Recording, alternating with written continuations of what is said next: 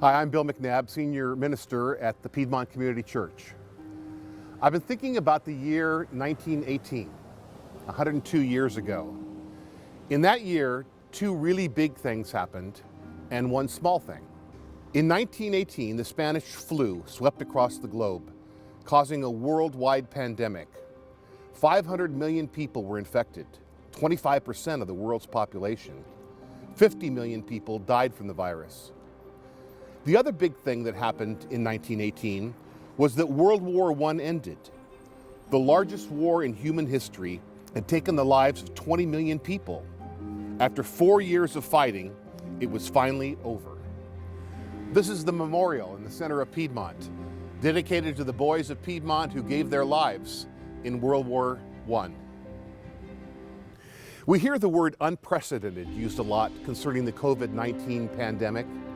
What we mean is unprecedented in our lifetime. Human history is far longer than our lifetimes, and humans are very resilient creatures.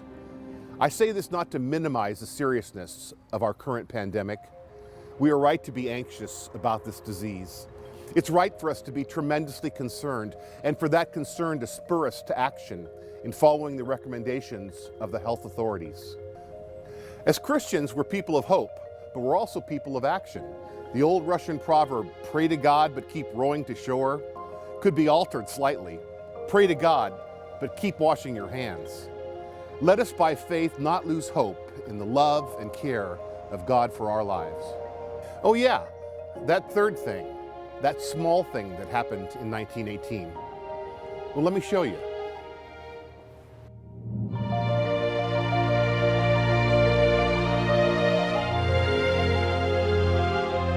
In that year, 1918, a small group of Christians in the hills of Piedmont, California, opened these doors, the doors to Piedmont Community Church. In the middle of World War I, in the middle of the Spanish flu pandemic, they had raised the money to build this church.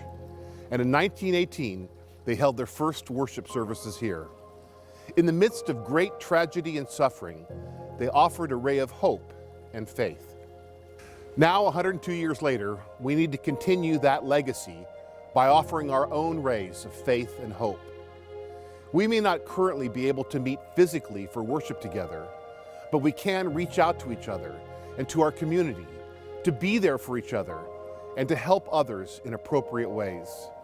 If you have a pastoral need, please don't fail to call us. We are still open for business. And call each other. Don't let physical isolation lead to emotional or social isolation. There's a small country church in England that has a plaque over the door. It reads, "In the year 1653, when all things sacred were throughout the kingdom either demolished or profaned, Sir Robert Shirley, Baronet, founded this church, whose singular praise it is to have done the best of things in the worst of times." That is still our job today, to do the best of things in the worst of times.